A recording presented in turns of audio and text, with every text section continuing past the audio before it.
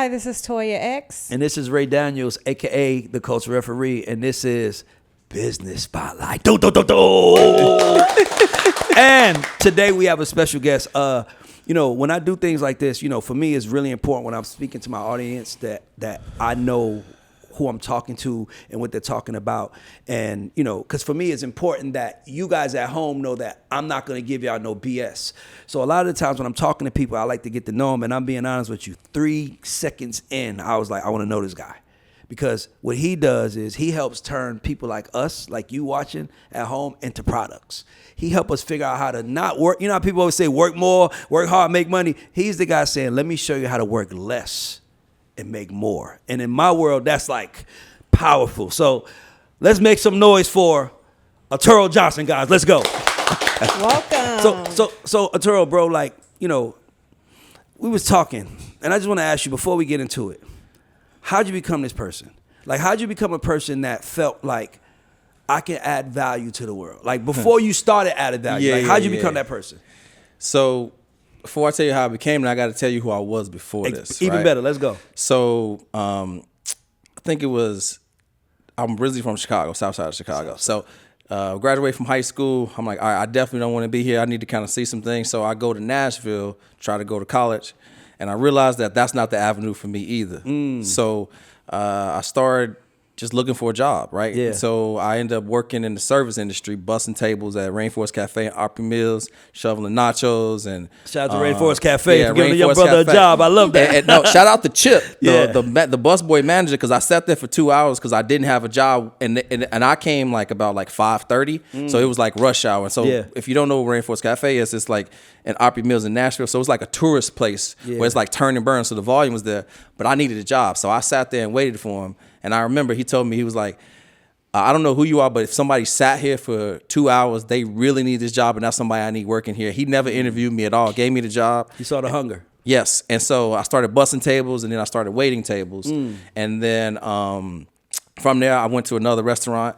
And I was telling David Shands this before we came over here. Most people have this vision that they know kind of what they want to do. Yeah. I had no idea.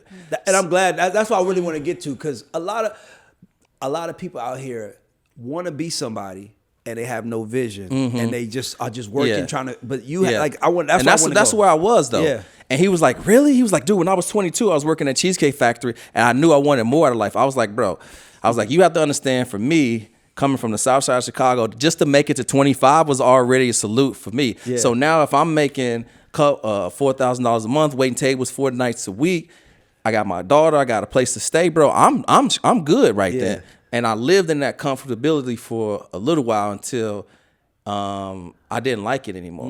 And so, but the problem with that was I was frustrated and I was mad. And looking back now, it wasn't I was mad at my situation. I was like, that was my only option. I was mad at the options that I had.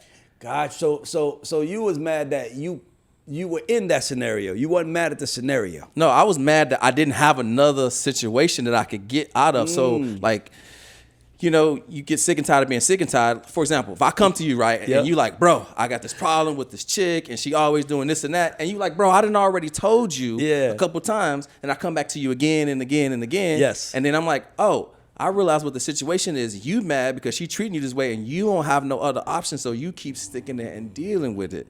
That's what's problem. And so then I was like, I don't have any other opportunities besides this one, and I've outgrown this one, but I don't know what I want to do. Yeah.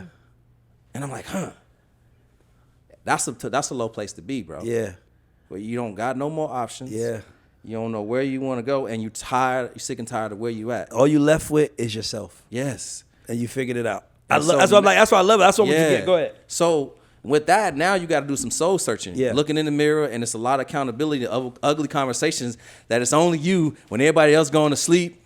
And you might shed a tear, or you might just can't sleep at night, or whatever it is. And I'm like, okay, I need to find something, but I had to start looking. Yeah. Right. So, so my mom gets sick, and I have to move her from Chicago down to Nashville. Okay. And she's not doing too good. Got you. But it's not the health part.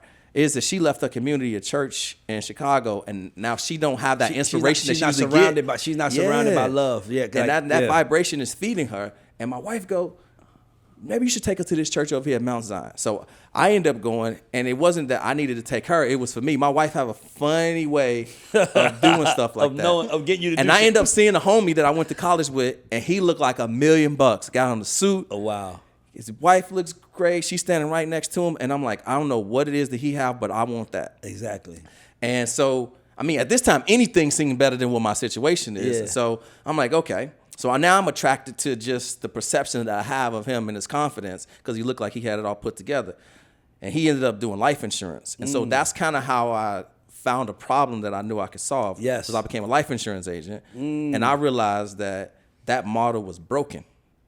And the question that I had when I was doing it was, why ain't nobody ever tried to solve this? And the problem was... What was broken about it?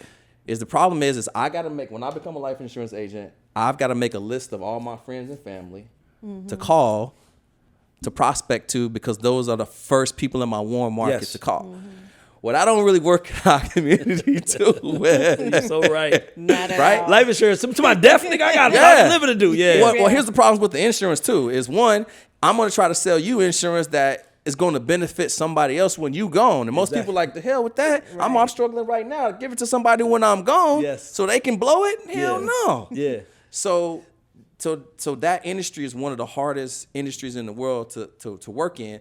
92% of insurance agents fail within the first 12 months of the business. Really? So on the entrepreneur side, looking back, that's a big problem to solve. Remember I told you, money changes hands and problem to solve. So if 92% of people in this industry don't have it figured out, if I can just come up with a little bit of a solution. I didn't think it was going to turn into this, but I was like, man, if I can solve it for myself, then maybe I can help somebody on my team. I was still thinking like, I'm going to solve the problem for myself and then like help somebody else on my team do it. But then I started to see it like duplicate. I'm like, okay, maybe I could turn this into a business. But it wasn't until the lawyer, this dude named Alan, he brought me into the office like, you can't use social media for selling his life insurance. And I'm like, why? So I've been struggling to call out of a phone book and bug my friends and family through birthdays and holidays and Thanksgiving and cookouts. And now I'm actually making some traction, and you tell me I can't use it on social. What was the reason, though? Just because it was a captive company, they control what you have to use on social media. The time where social media wasn't the tool. It wasn't the tool. It's the tool now. Like back in that's why before COVID, like they wanted to really make sure that what was getting put out on social media was perpetuating their brand. Okay. Exactly. So you come in and you're selling their product the way they do it, you're dressing the way they look, and you're saying the script that they say. So you're an agent of their brand, right? And so I'm looking at this, though, from a different angle, because I'm like, wait a minute. So you want me to do this the old school way? I'm like, oh, I get it now. Them 200 people on that list, that's leads for you, because I'm going to be gone in 12 months. So now you got 200 free leads, and anybody that I did get to sign up, you had to split the commissions with me in the first year, but next year you get all of them. That's 150% profit for free. Oh, wow. Just for you coming and working. Come on. Wow. I'm like, that's a good business model for the insurance company. So now I'm like, well, all right, I don't want to fight that battle, but what if I could get a little piece of it? What if I could figure out how to generate leads using social media in some kind of way? Exactly. So now I got a problem I need to try to figure out for myself, which is like, how can I use social media to do this? Yeah. So I look at some YouTube stuff, and then I find an ad comes through, and then this dude was doing affiliate market. I didn't even know what it was, but he emailed me saying you can get $500 off this product, because I wasn't going to buy it because it was $2,000 at the time, and I had to borrow $900 from my mom to make the first payment, and it was like $500 off, and I bought it, and it showed me how to do the lead gen for the insurance, and that was like my first business. So now I had a purpose, and I had a solution, and I was like, all right. So I kind of leveraged my insurance credibility to get my first couple clients to really like test it out. So that's kind of how I learned how to use social media. So when you say you did that, what exactly does that mean? Okay, so for example, the biggest problem that you would have if you was a life insurance agent is you need people to talk to every single day. You need fresh leads. Yes. Not people that's in your friends and family or a list of people that you already tried to call. Yes. So there's only a couple ways that insurance agents are doing stuff is they're calling out of the phone book, they're using friends and family, or they're asking for referrals. Well, all of those things are not self-sufficient. Yes. So I had to figure out a way to cut out the middleman and go straight to the plug. To make the job easier. Yep. Okay. Hold on, you figured out a way to work less and make more. Like exactly. Let's go. So I find a tool that can automate some of the lead gen part. And then I'm like, okay, so this isn't working for you, and I got a solution that can take you from this to that. Do you want to buy it? I already know the answer to that, of course, because nobody like dialing 100 leads a day, getting cussed out and doing all of that. So I found a solution to that, and so that's I kind of fell into this thing, right? Because I had the problem and I solved it for myself, and then I kind of started sharing it with other people. So how I'm gonna ask you this. No, I'm gonna stay there. Give me the first client. Right? Yes. Give me the first client, because you said you yes. had the client. Stephen No. Tell me what you did for them. So Stephen No. Let's go. Stephen No from Boston. He was an attorney that he started selling life insurance. My first client. And I remember because it was right before my shift. Actually, my shift had started, and he called me back, and I still got my apron on, and I'm in the back stairwell. Oh, wow. And I'm like, all right, just give me $500 and I'll do the service for you. And do you know, I gave him a PayPal link, and he paid me right then, and that blew my mind that somebody would pay a stranger on the internet $500, and that broke my brain because I'm about to work for 8 hours. Because when you from the hood and you from certain places, they don't teach us that. Yeah, that's so crazy that you realize that. Like, hold on, what? And it was for $500, and I'm about to go slaying steaks and fill up ranches and unsweet tea. By the way, anybody who drink unsweet tea, they like the thirstiest people in the world. They drink it like 2 cups at a time. So I'm running back to the table, and then I'm like, okay, wait a minute. I just made $500, and I gotta go listen to my manager tell me about a free shift and make sure you do your silverware and this and that. I'm like, bro, I already made $500. I'm like, okay, I'm done with this. Now I got a purpose. You feel what I'm saying? Sure. So now I gotta become the entrepreneur, the business person. So now people can really like, okay, I'm gonna rock with you because I got that dude to do it, but he was just as desperate as I was. You know what I'm saying, for a solution. So when he do it, what did you do, bro? So I did lead generation using a software tool that I found off YouTube to generate him leads off of LinkedIn. Now, here's the funny part. I had to give him a refund because the shit didn't work when I first did it. but here's the truth. But here's what I did. So this is why you gotta like take action and step out on stuff, because when you do that, that's where the magic happens. Yeah. And when I got him as a client, he already had the tool that I needed. That you had to get referred to use, because the one I was using was a free janky one, but he had the subscription one that somebody tried to use, but they didn't know how to use it. Well, I had 30 days to figure out how to do it because he paid me $500 to do it. Yeah. So I got a month to figure it out. And then I realized, I can just go into the back end and refer it to myself and get my own account. And now, so technically I got the software tool from working with him. I had to give him his money back, but now I had a real predictable money-making machine that would do the leverage for the lead gen for me. And now I can have multiple clients with it. Wow. Yeah. So I'm gonna use myself for an example. I'm not gonna use the music guy. Yeah. Because I feel like it's easier to help. I'm in the music industry. Yeah. I started this Ray Daniels Presents Network. Started a podcast, and I'm tired. Dog, I think we did 4 today, Toya. I'm tired. Podcast? Yeah. Like, dog, I go. I love this shit, but I'm tired, and I'm looking for an efficient way to make money from it. I'm trying to productize myself, bro. Right. Can you help me productize me, bro? Can you just what would you do? Well, I gotta ask a couple questions if that's Let's go. okay. So, ask anything. Is there anybody that like the skill or the thing that you do, can that be replicated, reproduced?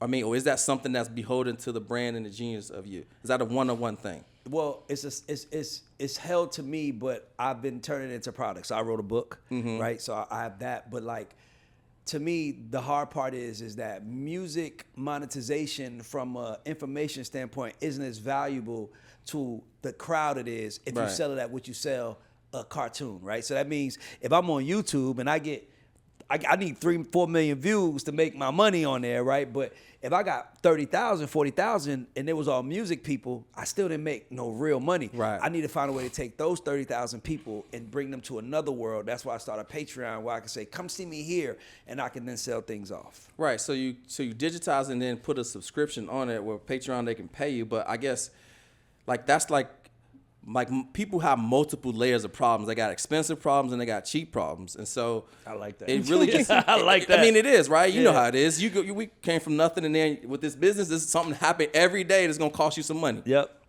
So I like to say like the more money you make, the more sophisticated and complicated your problems is, and the more expensive they become. So so I guess if you're tired of doing this, is this the most efficient thing that makes like the most money in this sense for you? No. I make way more money from music. Like I got. Well, I know, but I'm just saying like in this instance, so we can kind of like not chase rabbits. It was in this instance. I thought like. See, most people want to do podcasts, and they like, man, I'm going to do a podcast. I need to start monetizing. Right. And I'm like, no. I just want to see if I could do something that people like. If people like it, then I'll figure out how to monetize it. Right. Because sometimes you come and say, I'm going to start a restaurant. Right. Do people want it? So for me, it was more, do people like it? And then all of a sudden I was on a ride. Okay. And now everybody wants to talk. And I'm getting calls and publicists and managers. And then the managers want to talk. Too, the artists want to talk.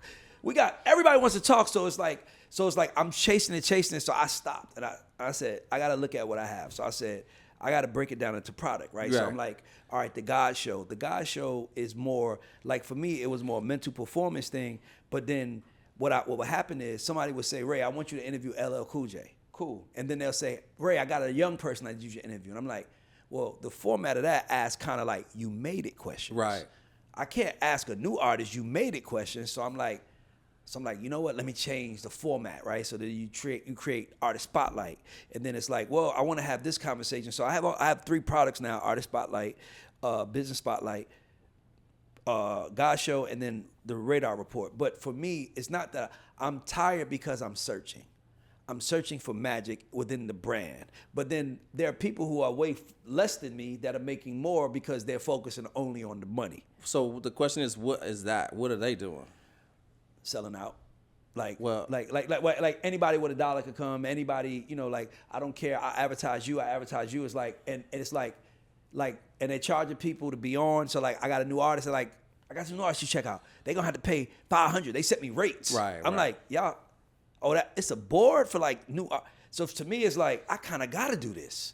Like, nobody's broken an artist. Yeah. It's like the star of an artist is a statement. So for me, I started doing this to kind of help open and enlighten. But I guess for me, when I see people and they're like, why aren't you doing this and why aren't you doing this? I'm like, I didn't think of that. I didn't even know what I was doing. I just wanted to make something dope. Yeah. What mattered to me more wasn't how many views it wasn't how much money I made per episode. It was all the people at home enjoying it because I'm an entertainer. I can keep it coming. That's what I thought. For sure.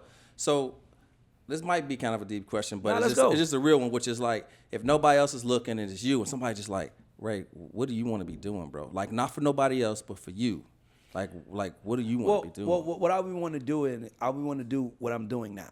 This. The only thing is like, like. But it's like who you sitting down with. This is what you can energize. Well, no. It's how to do it properly. Okay. It's how to do it properly. That sounds like something outside. Just sorry. Go check it out. Yeah. It's for me. It's how to do it properly. Like.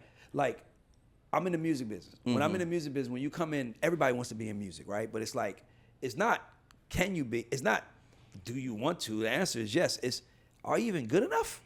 Like, do the business even want you? So the way my mind works is you got to make sure you're good enough before you start determining other factors. Like, stop calling the shots about how you want it to be. Is it good? Yeah, well, I think there's a couple angles then from that, which is like you literally just walk through. It's like it's not just starting a podcast and getting a studio and putting lights and mics up. There's a whole business side to that. For sure. So that's the whole productize right here is how do you go from a little unknown podcast to being the top industry celebrity in your space? Yes. And who else could better do that than Ray Daniels? Right? I agree. So you got that one option. Then you got the Shannon Sharp option, which is to be the Ray Daniels Network. Yes. Where now you just have a network and like Bubba and all those people leverage your network, which is thin air, right? Yeah. To be on there. And it's a rev share for that model where even if they use this, whatever the fee is, you're not here, they get charged and you get a percentage of that. That's one option.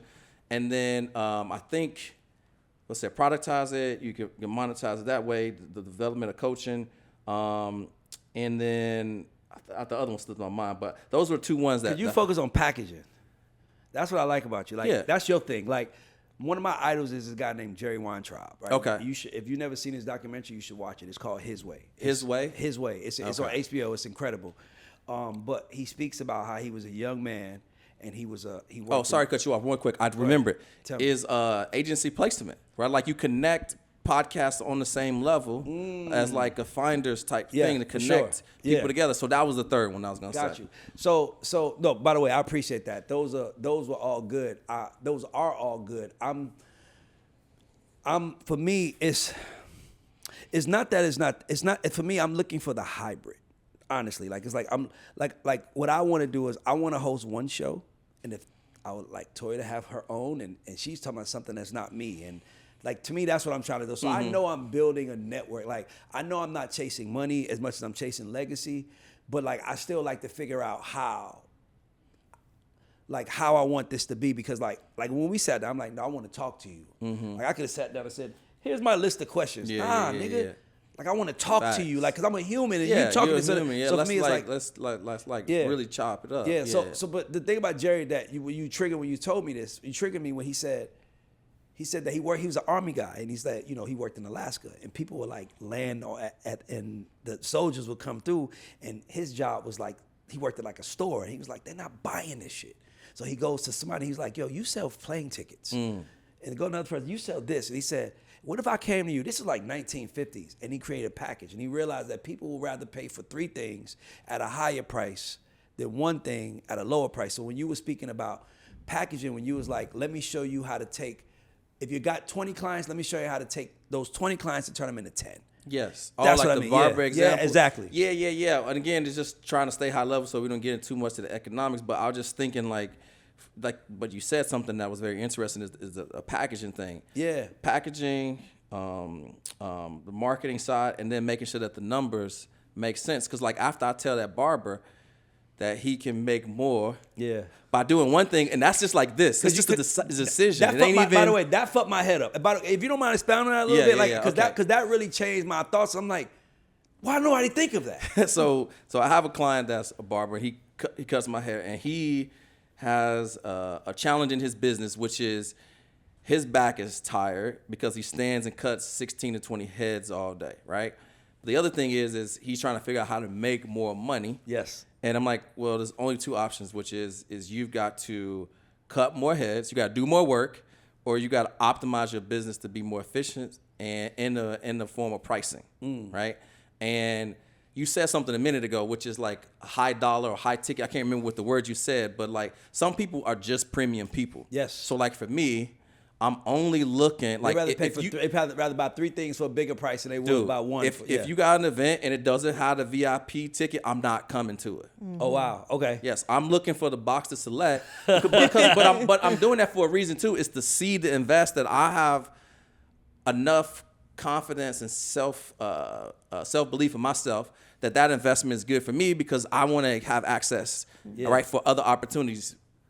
No, you got. I'm talking to you. But then, for you, it's like, okay, you're gonna remember that Arturo, $1,000 for a ticket to sit in the front row. You can't help but see me. So now I'm in your ecosystem for inception. That's right. By the way, I understand that. Yeah. We don't talk about that enough. How people should, like Steve Harvey said something. Remember he said, pay a couple extra $100 to sit in first class. Dude. Because what they don't understand, like I'm not getting on the plane if I'm not flying first, right? But you don't understand is you're going to meet a different kind of person up there, right? Yeah. And that's what it's the same concept. It's your environment. It doesn't have to just be everything. like a physical one. It's your mental environment too. That sometimes you just need to get. You know, somebody that's just confident and you just sit next to them, they be like, it's something about you, or just like this. Sometimes like that's radiating, just like, man, somebody just sit like Ray just sitting there right there, just confident. He ain't worried about nothing. Sure. You know what I mean? Sometimes getting in the presence of that, sometimes you got to just borrow that. And you borrow that in proximity to see how somebody else carry themselves, how they talk to people, how they hold their head up. The game is caught, not taught. And if you you said caught, because I always say you have to seek. You have to look for it. They're not going to teach you. No, you got to be observant. Yes, yes, that's to the see way. these things. And you're a coach. On this point, you're a coach. You're a mentor. Who gets to work with you? Because from the standpoint of you're saying there are certain people who are just luxury people. They're just certain caliber of people. Who gets to work with you? Or are you looking for a certain clientele? That's such a great question. I'm glad you asked that. So I am looking for that type of individual too, right? Where it's like, most coaches are looking for any and everybody to kind of work with, and there's nothing wrong with that. But the challenge is when somebody has made 9 bad decisions and they finally make a good decision when they come across you. Now everything is on the line because they paid you one time that you got to solve everything for them. You're my last hope, bro. I blew bro, it all. No, Why you gotta tell me? bro. No. We're not doing that right now. I'm just for this. Yes. My job is to provide the structure, the information, and accountability that if you got the drive, the decision making, and determination together with that should get you to the next rung of this, but not all of this, right? Yeah. You know what I'm saying? And so I'm looking for people that have attempted, tried, and committed. See, here's the thing. The high people, you're not convincing them of who they are as an entrepreneur. They've already made the jump. Yes. So anybody in that realm is somebody that I like to work with. So you like motivated people, like you, like entrepreneur people. Yeah, You're just like confident in like in any situation, right? Sometimes you have to go to some stuff that you're like, I don't know how this is gonna go, but you go there and you're like, oh, that turned out pretty good. But it wasn't the situation. Is you showing up in that situation to make it what it is. That's that internal confidence that, for the most part, it usually work out. So you got to have some of that. It's you have to believe it before anybody else believes it. Oh yeah. So that's so good. So I heard this lady say, and I had to steal this from her. She said that rich/successful people trust their vision and doubt their doubts, and poor people or broke people trust their doubts, and they trust their doubts and don't agree with their vision. And I'm like, wait a minute. They trust their vision and doubt their doubts, and then other people doubt their vision and trust their fears. I'm like, oh, that's what it is. And so I'm like, well, that was the transition that I had to walk into. Was like, I didn't know where I was going in life, but I always trusted that it would kind of work out for me because I always put myself in a good position. Yeah. And I had to get the gab a little bit and kind of finesse, and I got some street smarts. So like, I can kind of operate if I need to do what I need to do. And not only that, your head's on a swivel, so you're paying attention to what's going on. You're looking for the win. It's like if somebody tell you yellow cars, now you're looking for yellow cars. You'll spot them. Most of us are looking for something that's not good for us when you should really be looking for, like you said, that thing that pops out that motivates you. So I agree. Because if you think about it, like in life, everything don't go right? Yeah. Usually everything kind of goes a certain type of way, and you really just need one thing to kind of go right. So we kind of looking at it backwards because it's just not going our way because we don't have control. But to just kind of back up, though, it was like, well, why did Arturo end up having success all of a sudden? My perception changed. The $500 broke. Once somebody paid me $500 for a 45-minute conversation, it was over. How can I do this again and again and again and again? Come on, right? I mean, what they say is like, once your mind is expanded, it cannot go back to its original form. Like my mind was broken. It was like, so wait a minute, I'm finna spend 1, 2, 3, 4, 5, 6, 8 hours at a restaurant. I'm not gonna get off till 12:30, 1 o'clock. I'm gonna smell like food. You know what I'm saying? I got a couple $100, and I made less than what I did by just moving my mouth. Yes.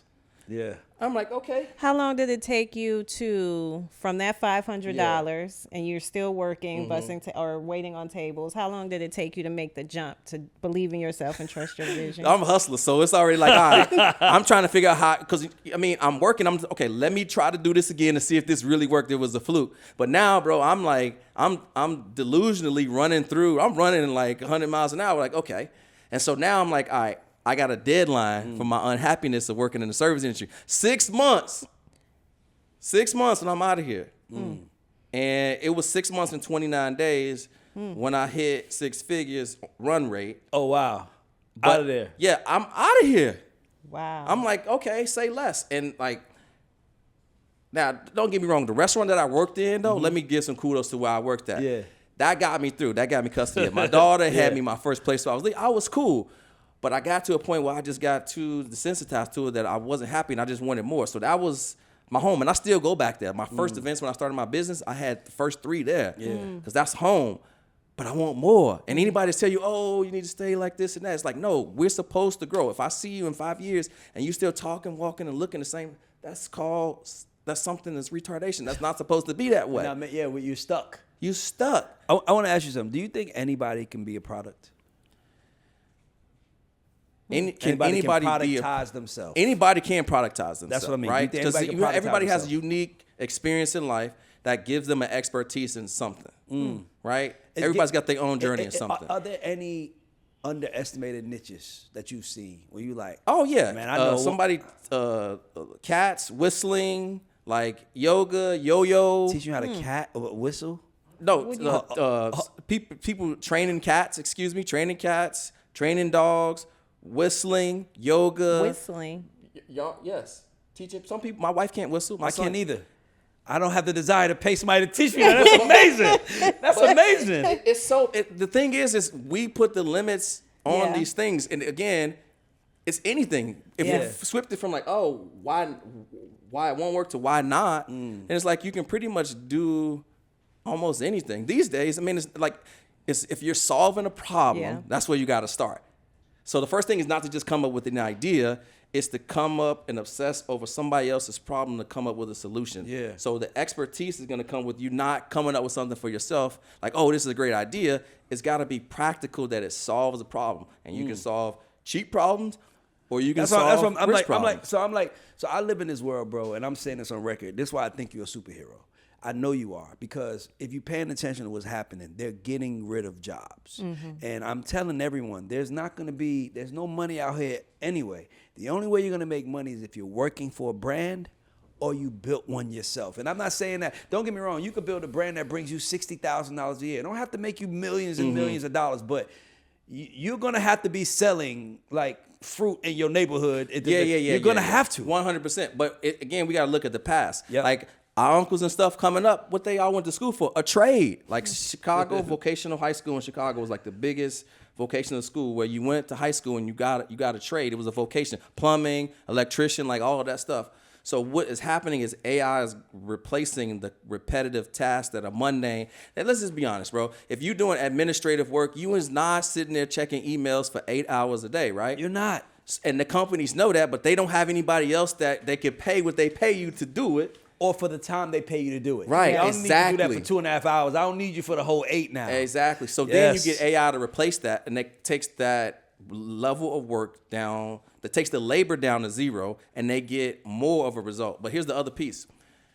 The 9 to 5 is gonna the new 9 to 5 is gonna be entrepreneurship. You're gonna have to have some unique thing in order to survive in this new AI economy is going to be the thing. You're going to have to have some type of specialization, which is not a bad thing because we've been getting by as a jack of all trades and a master of none for a long time.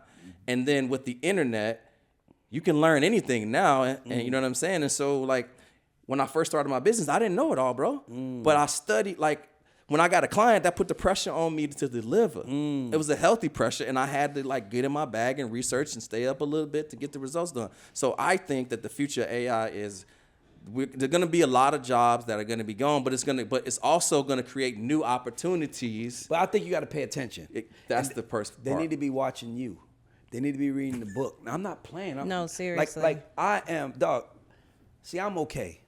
I own my houses. I own everything, but I own it because I'm like, I think they're gonna pull the carpet under everybody soon, and like I'm really getting ready for like I got people living with me because I'm like I think it's gonna get bad, and people like you are literally out here saying to people, and they, by the way, they laughing. Let me tell you something. 2015, I'm working at Interscope Records, and I'm at the time I saw my business changing. It's right around streaming just kind of was introduced, right? This new thing. And what I started noticing was that when you worked at a label, people chase you. Like when you work at a label, it's like, oh my God, such and such is here. And then what I started realizing when we were chasing, like, why am I chasing now? Now I'm like, hey, who got a hot record? It's like, so I told him, I said, the revolution is taking place outside. There's a revolution taking place on the internet where professionals are teaching people not to need us. That's what I told them, 2015. I said, they're teaching people. And by the way, they might need us, but they're going to believe eventually and they're going to leave. Even if they need us and they just fell for the okie doke. They fell and now they're gone and now we have nothing. So for me, I was like paying attention to everybody on the internet. I'm like, yo, this guy, I know it sounds crazy. I know it looks like there's nothing, but eventually the internet is the only thing we're going to have, right? Eventually the internet is the only way we can communicate with each other. Think about this. We had somebody earlier we was talking to. This motherfucker, I just got to say this on record. This motherfucker said they get 15 million viewers a week. What? on a show, an online show. Like it was Natalie Nunn, and she was speaking about baddies. Like we get 15 million people are watching. Like this. What? Yes. Every Sunday. Like that's what I'm trying to tell you. So my thing, Yes. so my thing is that people like us gotta wake them the fuck up because they're being lullabied to sleep. Yeah. They don't understand we're being entertained. We're just like 15 million people is watching that. You can't get 15 million. My point of saying that is saying that is an app. That's Not 15 million crazy. people watching them on YouTube. 15 million people downloaded an app In a specific small location. And by the way, and now they're making content that we know TV wouldn't have put on. Mm-hmm. So what it's telling me is the internet is way more entertaining than TV. And the thing with AI is gonna make it even more condensed because everything is gonna be personalized to you. So I got a couple more questions. The AI question is the one. And I have a question too. Okay, go. I want to ask about AI. So Yeah. first of all, I'm not afraid of it, so I don't want to put that out there. Yeah. But what I will say is that it's scary times for people who are not looking at it the right way. Well, it's scary for people who are resistant change. And that's what I'm saying. Exactly. So my thing to you is, what would you say to people that are saying, run from AI, scared it's going to hurt people? Like, what's your thoughts on it? Well, the thing, like a lot of the things that we're scared of, we just break it down to ignorance. Most times people have ignorance, resistance, frustration, and afraid is because they don't understand the thing. So if you just take the time to just have the knowledge of it. So the first thing is if you don't learn how to use it, you're going to get replaced, right? Like that's just like, so this the saying that I have is that AI isn't going to replace you. The person using the AI is going to be the first one to replace you because they can do your job and 4 other people's jobs, right? That's so real. That's crazy. So that's the first thing is learn and understand how to use it. But then it's like the first thing you do is learn how to understand the technology and then use it to your advantage. It's an advantage. Dude, if I can't think of something or if I'm having writer's block, or I need to finish the end of a bar that don't make sense. It's like I remember, what was it? 2 Chainz said that Kanye asked him to finish a line for his bar, and he told him it was gonna cost him like $250,000 to do that when they was in the studio, and he didn't finish it because he didn't want to pay him. He just kept his mouth shut. You know what I'm saying? Well, now you can use that to finish the bar. So you can use it as an extension of your genius where now you got a superpower in your pocket to be able to use to enhance any strategy that you got. So it's all in kind of how you look at things, right? So if you can bridge a gap between not knowing something to knowing it like that, and not only knowing it that way, knowing every intricate detail as a shortcut with the cliff notes to be able to get a result, that's easy, man. So I look at it that way, as it can enhance you. And if you can use it as a tool to make money, then why not, right? Perfect. I agree. Go ahead. In your business, how many, or tell me about your greatest success story or. Okay, so I got a kid named Braden Hernandez, a life insurance agent, 19 years old. He just texted me on Instagram yesterday that he wrote a $100,000 insurance policy. And last month, he made $200,000 at 19 years old selling insurance because we used AI to generate leads that was the perfect ideal customers for him to sell insurance. Now, I just told you how hard it was to sell insurance. And this dude's 19 years old. Braden Hernandez just did it last month with insurance, right? Which is the hardest business to work in. So that's probably my biggest claim to fame. But I probably got like 1,200 testimonies on YouTube. Bro, you just gave me a whole idea. Why wouldn't you do a TV show? Right, where you go into people's lives and you just showing them how AI can help make their business run better. Dude, that's such a good idea. See, this is why you got to get around high level people Yes. right That's here, it, bro. Like, cause I'm watching, like I'm imagining you going into someone's business saying, "Tell me everything going on," like, and they say, "Let me show you how I'm gonna use AI to run this properly."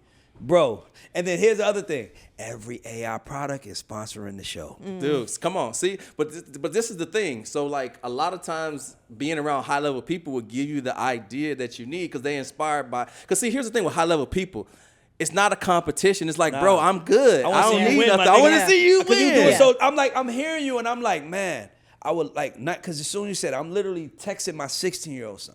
And I'm like, obviously he has his own dreams and I'm like, I would love for him to see that, right? But he's gonna look at it and be like, this is how my mind works. I'm in the entertainment business. Anytime I hear something, I start flushing the idea, and I'm like, he gonna look and be like, oh nah, that's not gonna work. I don't have passion about insurance. Of course he's gonna say that. But if he saw the kid and the kid looked like him, and then he saw how much money the kid made, and he saw that might wake him the fuck up. You know what I'm saying? Yeah, it's like sure. rap. It's like when you see a rapper, it's like I want to do that. Right. Look what he's doing. It's the Facts. same concept. So And we need more visuals of people making money in other fields. But like Arturo, like you, a black man going to black people, like fuck, no disrespect, fuck helping others. Like I want to help you put it together. I ain't playing. Yeah. Like a show where a black man is going around showing black people how to use AI for their businesses and to better their business, because we're always left behind. Yeah. And you in front right now, and that's the case. Then if you're in front, then we should all be behind you, trying to help you push, because we know. How about this? We don't even know what the world gonna look like in 5 years, because how fast AI evolving. So we need a teacher. We need someone to come, but everybody wants to come to the stage. See, this is why everybody loses. They want to say, "Come hear me teach." I'm telling you, let's take it to the people. Like, let's take 3 fucking people, 3 businesses. Let's do it together. I ain't even playing. Right. Let's do it together. Let's put do that out there I'm and ready. say, me and Arturo, we're gonna take 3 businesses, and we're gonna help you become efficient. And we gotta film it, and we own the content, and we do that. And I'm telling you, we take it to BET. We take it to Revolt. I just did my deal. Like we could, that's what we should be doing, because that's how my mind works. Like I'm listening, I'm like, this is important.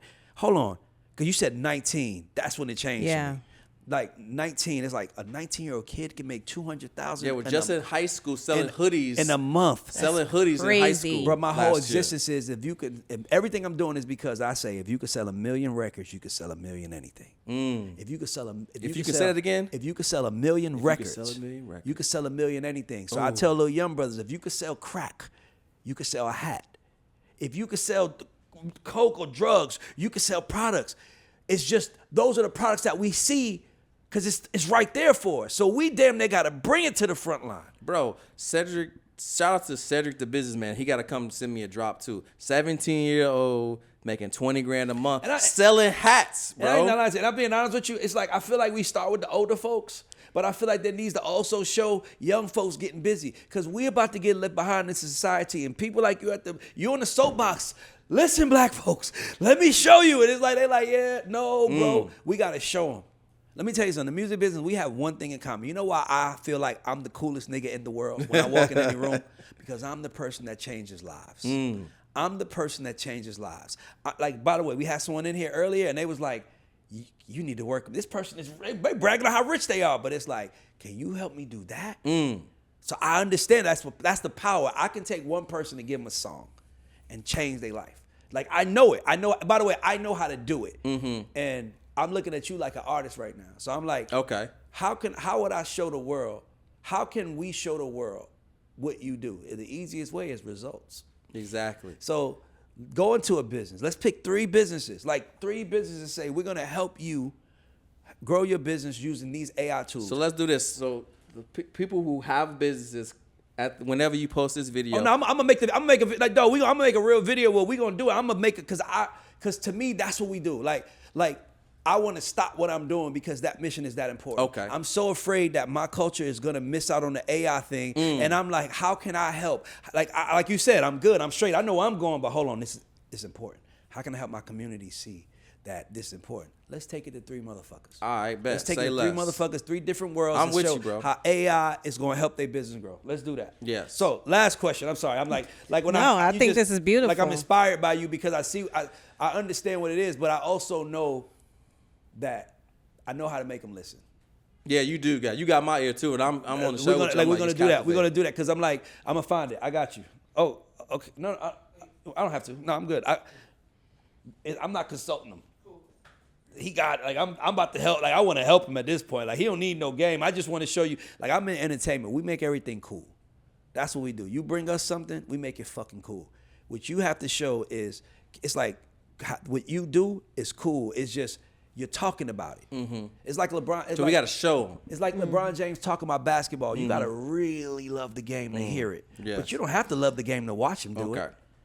That's what we got to do for you. We got to put you in a scenario where we can place it and take some people and showcase it, and then let them tell you, man, this motherfucker gave me this, and then just get out the way. Yes. Just get out the way. Let's do that. We're gonna do that. I want to do that because I want to help you. I just fuck with it. And I definitely appreciate that. Love it. You're a real one, bro. So let me Let me last question. Yeah. You've helped a lot of people build high profitable businesses, personal brands, etc.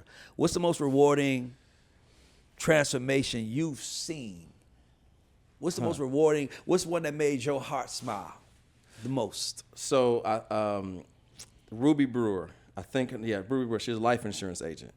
And she was one of those people that she was like, Arturo, I seen you online, and I've been praying about this, and you came to me in my sleep. And you don't know this, but I want to tell you. And she signed up with me 2023 on Christmas Eve. And I just saw her recently at a conference too, recently. And she goes, you don't know how much the program that you gave me to help my life insurance business. Because she was like, I was flat broke. I only had $2,000. I only had enough for the first payment. I didn't even know if I was going to make the second payment. But I got your system, and that worked. But it also got me around some other high-level people that changed my belief system and the opportunity that I had. And I realized it wasn't selling the insurance. It was the situation that I was in I needed to change. And getting in your program allowed me to change my situation because I didn't know those was one of the options. Wow. And that is what changed my life. Wow. Love that. Well, we got work to do, bro. So, I mean, I'm sorry, we got work. Like, we're going to talk about this. So, let's make some noise for Arturo Johnson, guys, for Artist Spotlight. Yeah, bro. I get it. Like, this what I do. People come see me and say, and like, by the way, you don't need it, but I'm like, whatever. It's not about your business exploding. It's about the information. Yes, the impact. Because by the way, you ain't gonna be able to catch them all. You're gonna go so high up here that's gonna be 50 other yous right here. Like, I got something for you. You know what I'm saying? You're gonna be able to catch them all. But the point is, we want them all to know it. We want them all to know it. That's the most important thing, is that they know it. And watching you do that, we're gonna put some shit together. And on that note, it's Artist Spotlight. This is the business. By the way, you inspired that. Business Spotlight. Really? That's why I want to do it. Because I'm going to do the next 3 with you. Let's go. And we're going to go sit down. We're going to go to them ourselves and sit down with them and help them with their business. I have one in my mind already. I know a 23-year-old real estate agent. Come on. She's a young girl. I want to show people what you do. We're going to do this shit. We out. Let's get it. Let's go. Hey,